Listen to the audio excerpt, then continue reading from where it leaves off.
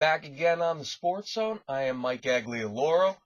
Once again, thanks to everyone who subscribed to the YouTube channel, Mike Ags121. Don't forget to subscribe under the video if you haven't done so. And check us out on thisissportszone.com for more. So we're back with week 6 of Start 'em Up here on the Sports Zone. We had another bad week last week. We are at 18-26 through the first 5 weeks. So we're going to try to get it right this week. We're going to start with quarterback. We're going to look at 2 cheaper options as you try to navigate through the bye weeks. Maybe you have Drew Brees, and he, of course, is sitting this week. At 6,500 on FanDuel, maybe they're still available in your league. You have Kyle Orton of the Buffalo Bills at home against the New England Patriots. And you have Brian Hoyer of the Cleveland Browns going against the Pittsburgh Steelers in Cleveland. Hoyer's had a pretty good season this year thus far, and you really don't hear too much about Johnny Manziel anymore, which is a surprise considering going into the season, basically everyone thought that Hoyer was going to be nothing more than a placeholder, and he's been much more than that. The Browns have actually looked pretty decent so far, and against the Steelers' defense that has been beaten by the likes of Mike Glennon of the Tampa Bay Buccaneers, I do expect Hoyer to put up fairly good numbers this week. And like I said, as a cheaper option, he's worth a look, as is Kyle Orton, who against the Detroit Lions threw for over 300 yards and had a touchdown last week. At home against Buffalo, against a wildly inconsistent Patriots defense, I think he could go for over 300 again, and he could get more than one score this week. Either way, once again, 6,500. He's one of your cheap plays on the week. Moving on to the running backs, we're going to go with Ben Tate, also of the Cleveland Browns, and we'll go with Andre Williams of the New York Giants going against the Philadelphia Eagles on Sunday night this week. Both of them, once again, you want to go for cheaper plays here. Tate's at 6,800. Williams without Rashad Jennings, who will be out for the next few weeks with a sprained MCL. Williams this week priced at 6,300 becomes the starter, and if you look at what he's done over the last 2 weeks in a backup role, you have to like his chances just to break out over the next couple weeks in Jennings' absence. As for Tate, I've touted Terrence West and Isaiah Cromwell heavily over the first few weeks of the season. I'm a fan of both of them, but Tate's return proved that any thought of the two of them taking over the running back position this season, it was definitely premature. Tate, of course, gets 124 rushing yards on 22 carries last week, firmly ensconced as the lead runner in the Cleveland Browns backfield. It's his job unless he gets hurt. Now, I don't think that's happening this week against the Steelers in week 1. Before he got hurt, he had already rushed for 41 yards on 6 carries, which is over 7 yards a carry on average. So you look for him to finish what he started against the Steelers.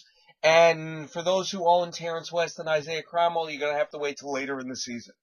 Moving on to wide receivers, we're going to go with Mohamed Sanu of the Cincinnati Bengals going against the Carolina Panthers. Golden Tate of the Detroit Lions going into Minnesota to play the Vikings.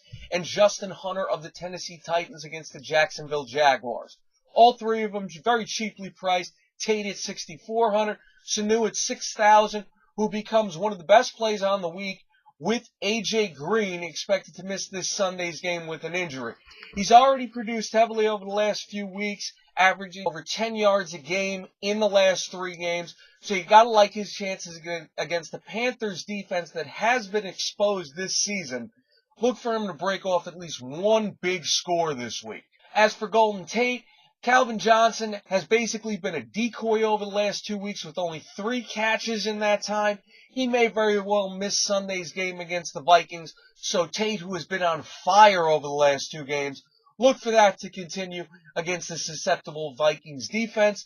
And as for Justin Hunter, you have the ultimate matchup of futility this season with the Jaguars going against the Titans. So somebody has to score. Hunter looked good last week with 3 catches for 99 yards and a touchdown. Look for that to continue, whether it's Jake Locker, Charlie Whitehurst, or Zach Mettenberger, who has been rumored to possibly be getting involved in the action sooner rather than later. Whoever's the quarterback, I look for Hunter to have at least one of the touchdowns on the day, possibly over 70 yards, in what is probably going to be one of the worst games played this season. Moving on to tight end, we'll go with Antonio Gates of the San Diego Chargers going against Oakland Raiders in Oakland at only 6,200. Gates has been very boom or bust this season, but that Raiders defense is terrible. So I expect Gates to get at least one score, probably over 60 receiving yards, and you're looking at probably between 5 and 7 catches on the day. For the special performance this week, we'll go with Anton Smith of the Atlanta Falcons and Markus Wheaton of the Pittsburgh Steelers. Smith at 5,800 has been the big play back on the Falcons. The problem is he is sharing carries with 3 other guys in Steven Jackson, Devonta Freeman, and Jaquez Rodgers. All have gotten touchdowns on the season, but this week the head coach Mike Smith said he looks to get Anton Smith more involved in the offense. We will see if that happens this week.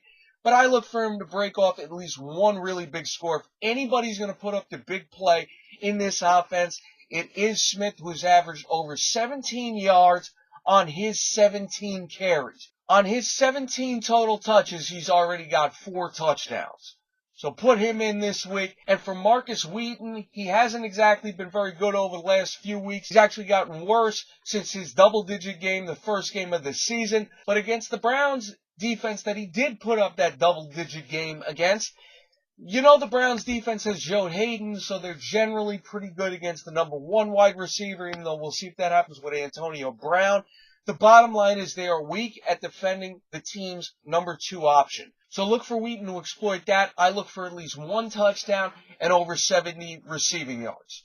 So once again, at quarterback, you want to go with Brian Hoyer of the Browns and Kyle Orton of the Bills. At running back, you want to go with Ben Tate, also of the Browns, and Andre Williams of the Giants. At wide receiver, you want to go with Golden Tate of the Lions, Mohamed Sanu of the Cincinnati Bengals, and Justin Hunter of the Tennessee Titans. At tight end, you want to go with Antonio Gates of the San Diego Chargers. And the special performances this week will be Anton Smith of the Atlanta Falcons and Markus Wheaton of the Pittsburgh Steelers. Once again, thanks to everyone who subscribed to the YouTube channel Mike Ags 121. Like us on Facebook, follow us on Twitter at WeAreSportsZone. Send us any questions and comments you may have. Thanks for watching, everyone. For This is SportsZone, I am Mike Aglialoro. We'll see you next time, folks.